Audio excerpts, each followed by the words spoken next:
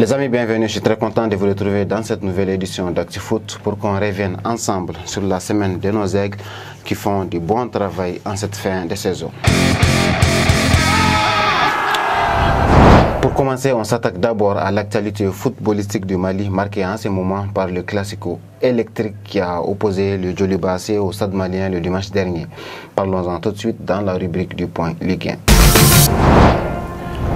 Après une petite pause due au quart de finale de la Coupe du Mali, le championnat professionnel a repris son cours ce dimanche avec un alléchant classico que tout le monde attendait au sommet de la 19e journée. Le Djoliba, qui avait gagné la match aller, voyait dans cette rencontre une occasion de rester au contact de son rival en tête du championnat. Mais tout ne s'est pas passé comme prévu. Les stadistes étaient beaucoup plus déterminés à garder leur avantage et ils l'ont prouvé avec une victoire écrasante de 3-1. Dans les autres rencontres qui ont suivi, le Binga FC a réalisé un joli coup en humiliant 4-1 l'ASCO. L'AS Police de son côté a concédé sa 8e défaite de la saison face à l'AS Bakaridjan. Dans le classement, le Stade malien règne encore et toujours avec 6 points d'avance désormais sur le Djoliba. Avec 30 points pour chacun, l'USFAS et les 11 créateurs se disputent aussi une lutte féroce pour la 3e place. Autre info aussi, les demi-finalistes de la Coupe du Mali savent désormais ce qui les attend pour la suite du tournoi. Le tirage au sort effectué ce lundi nous a donné 2 belles rencontres avec le Stade malien qui a hérité du FC Djara. Le Djoliba, c'est pour sa part, affrontera l'USFAS, donc on peut s'attendre à un autre classico pour la finale. En Europe,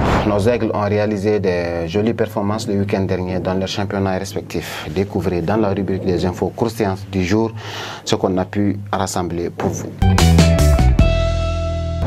On débute par la première ligue de la Russie où Sekou Koita prend de plus en plus du poids dans la formation du CSKA Moscou. L'attaquant malien travaille encore pour devenir un taulier dans le vestiaire et on peut dire qu'il est sur la bonne voie. Il a gagné pas mal de minutes ces derniers temps et a su en profiter au maximum. Sur ses 4 dernières apparitions, par exemple, le Malien a planté 2 buts sans compter son implication sur les différentes phases du jeu. Pour faire court, Sekou Koita a longtemps été discret pendant la saison, mais il a repris confiance sur la fin. En Angleterre, Yves Bissouma et Tottenham sont pointés du doigt depuis quelques semaines en raison de la fin de saison dérisoire qu'ils réalisent, même s'ils sont demi-finalistes en Ligue Europa. À titre indicatif, les Spurs n'ont remporté qu'un seul match sur les 9 dernières journées de Premier League. Le dimanche dernier, tout près, ils ont permis à Liverpool de fêter comme il se doit les titres de champion en encaissant 5 buts au cours du match. Bissouma et ses coéquipiers ont malgré tout de quoi sauver leur saison. Étant en demi-finale de la Ligue Europa, le Malien et ses partenaires ont toujours la chance de figurer sur la scène européenne la saison prochaine, à condition qu'il remporte la coupe. En Autriche, l'homme du moment du côté de RB Salzbourg se nomme Néné Dorgeles. L'attaquant malien est devenu intouchable dans son équipe cette saison grâce à ses buts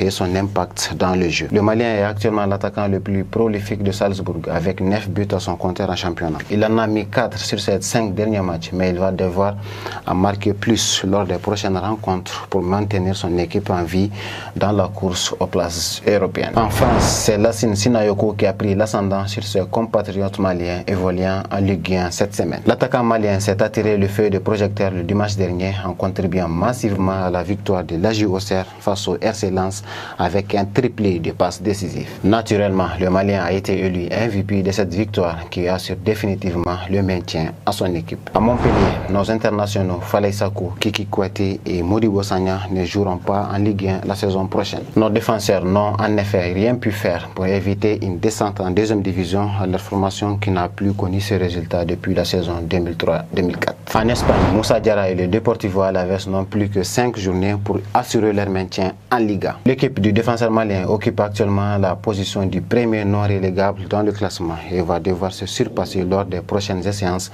pour éviter la relégation. Du côté du FC Barcelone, c'est l'ascension fulgurante d'Ibrahim Diarra qui fait jaser en ce moment, surtout après sa démonstration ce lundi en finale de la Youth League. Notre aigle du jour ne peut être que lui.